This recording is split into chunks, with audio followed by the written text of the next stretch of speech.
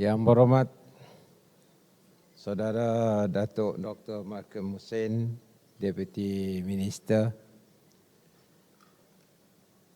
Yang berbahagia Selvi Gary Ningkan, President of Sarawak Dayak Graduates Association, together with his Timbalan President and ESCO members. Ahli-ahli yang berhormat, yang berbahagia mantan SS kita, Datuk Amat Jaul Samion. Seterusnya saudara-saudari yang saya hormati sekalian. Selamat petang, very good evening and selamat lemai. First and foremost, I would like to express my appreciation to SDGA for inviting me this evening and to be together with SDGA celebrating your 21st anniversary. Congratulations to SDGA. Indeed, the number 21 means you have reached adulthood. And therefore, I'm sure Sarawak Dayak Graduates Association has reached your maturity and therefore is ready to embark on the second era of SDGA in your effort to uplift not only the graduates but also the community at large. Once again, I congratulate SDGA. Ladies and gentlemen, I must apologize for my late coming over to this function because I was in KL and the plane was delayed because of heavy rain in Kuala Lumpur. But it's just a matter of coincidence this evening. I was telling our friends in the main table when I heard the choral speaking just now. One of the words that attract me is that the national language is Bahasa Melayu, but in Sarawak we have both Bahasa Malaysia and English. And I relate what happened this afternoon. There was this memorandum of understanding among the component parties forming the unity government. And one of the paragraphs in that memorandum of understanding is quoting Article 152 only. That is the usage of Bahasa Malaysia as the language. I amended it.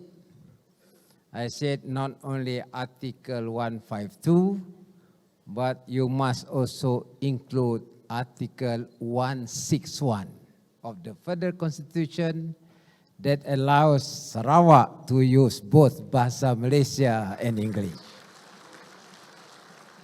And the Prime Minister agreed to that amendment. That is only one of the amendments. There are other amendments.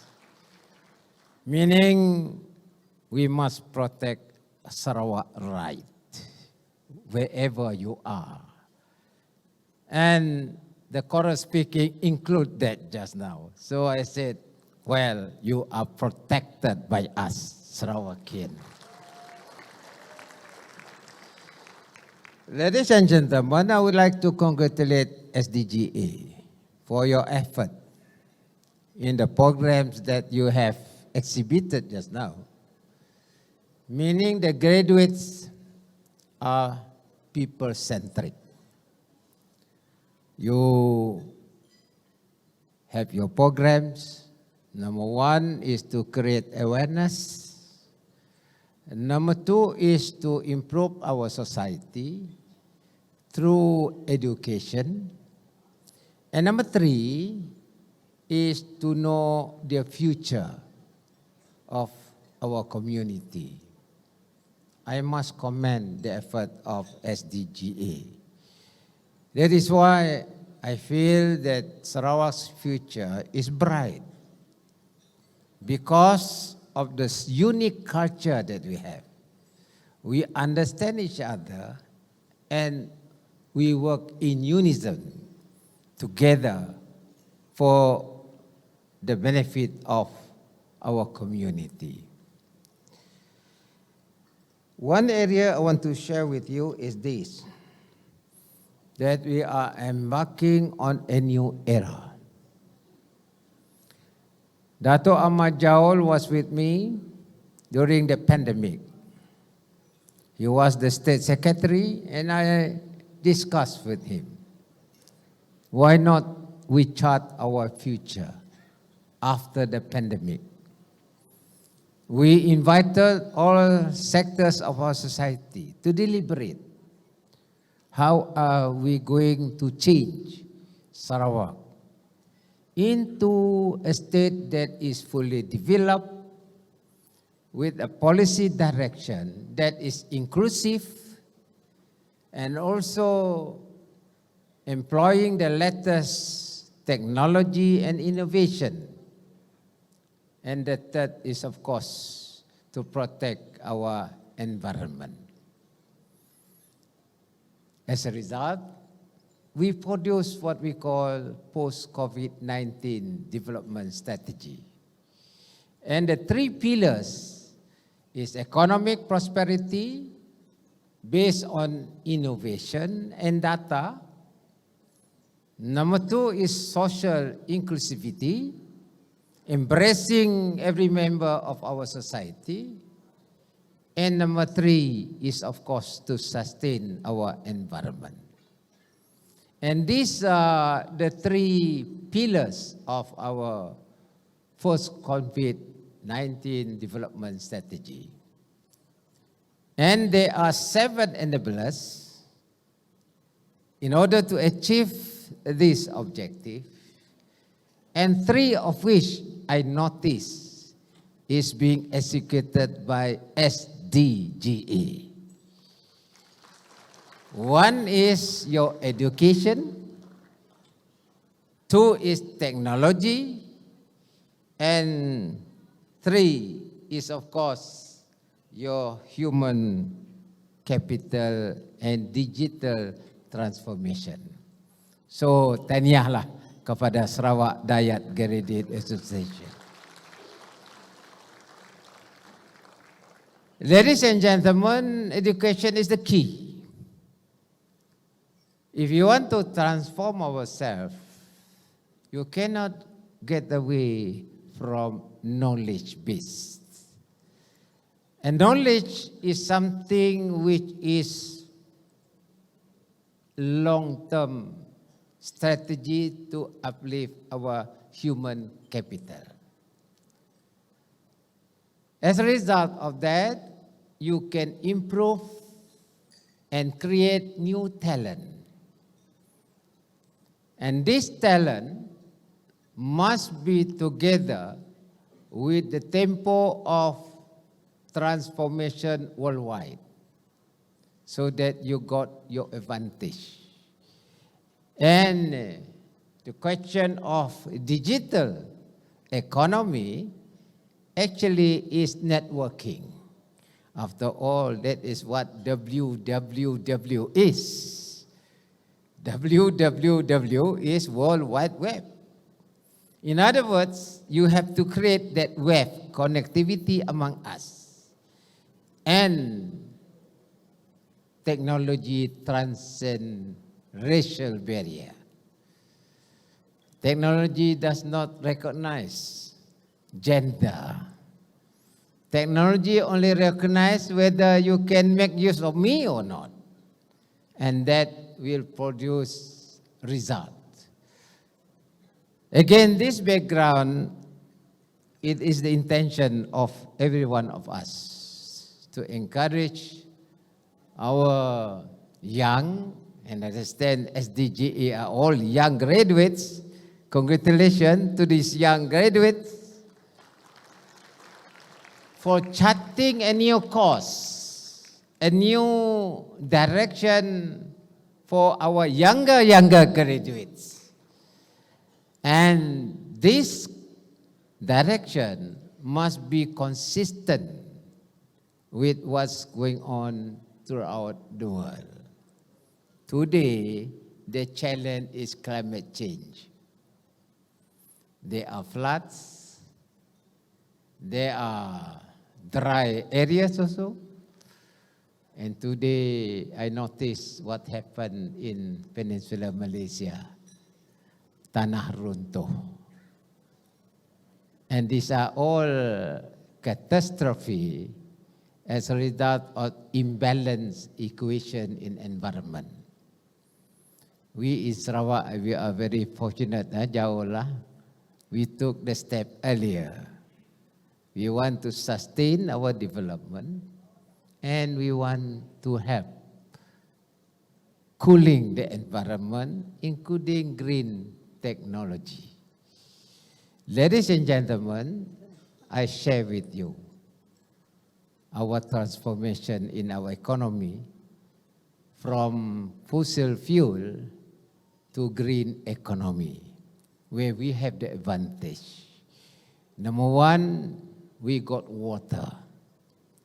Other places, not enough water. And we split our water into hydrogen and oxygen through what they call that conversion. When we convert into hydrogen, we use hydrogen as our energy. Only this morning I launched, before I went to KL, I launched our ART, public transport system, that will connect Greater Kuching from Sirian to Kuching to Damai and the whole of Kuching using hydrogen, clean energy, and we are the first in ASEAN to use hydrogen for public transport. Of course, some critics say, why Abang Jo ini buat ART? Itu mahal. But 6 years, though the cost is 6 billion, but we spend the construction within a period of 6 years, meaning 1 billion a year. But you connect and good housing settlement through good public transport. I share with my audience this morning, dulu saya kecil, saya pakai bas Chin yang long. Kalau pergi kampung saya, nombor 7. Banyak asap. Sekarang ini kita improve our public transport that will have impact on the way we live, on the way we move, and also to encourage tourism. Tourism, we have a very friendly public transport. When it is done, over a period of time, there's a possibility after my time, maybe your time, you will continue, you connect the whole of Sarawak. Maybe to Kalimantan, you have what we call PAN, ART for the whole of Borneo, for what you can see. This is what vision is all about. Then the economy will be integrated and people will get the benefit out of this visionary development for the future. And I also like to share with you the question of innovation. You know, last night I was with the NREB. I was talking about circular economy, oil palm. You produce oil palm, of course you produce the oil, crude palm oil. then you can make use of your biomass. And this biomass of oil palm can be converted into animal feed. Then out of, there's only one product, animal feed. The other one is, of course, fertilizer. And of course, you have the sludge. And this sludge is being required by the solar panel industry for them to protect the panel, solar panel, through a layer of film out of our sludge. And that solar panel again absorbs energy from the sun, and then this energy is being used by oil palm estate. So that is what we call circular economy. You don't waste. And that is where the rural Sarawak must be given the awareness how to capitalize on oil palm, including the smallholders. And these smallholders are the owners of NCR. And majority are from the Dayak community. That is your asset. And if you are to have this positive approach, innovation in our culture, you raise the level of income of our rural people because we have the asset. And that is the way we have our society. And for that, the basic is again knowledge. And in this respect, the Sarawak Dayak Graduates Association can help your community. With that in mind, we can transform our rural Sarawak. And of course, by doing so, you increase the level of income, and we achieve the targets of 2030, which is a developed state with high income economy. Jadi, ladies and gentlemen, itu saja yang saya nak kongsi. Saya lihat bahawa para graduan daripada komuniti Dayak, seperti juga komuniti lain, we have that eagerness and the will to get new technology, new knowledge for us together transform Sarawak. Today, I have been invited to speak on hydrogen in Rotterdam. I was invited in Japan.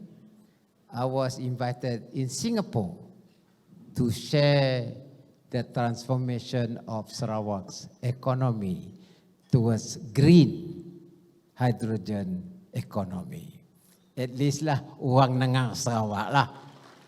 At least they are aware that, Sarawak is now transforming itself. Even this afternoon, the Prime Minister said, we have to have low carbon economy. And I told the Prime Minister, don't worry, Sarawak is already on track for green economy.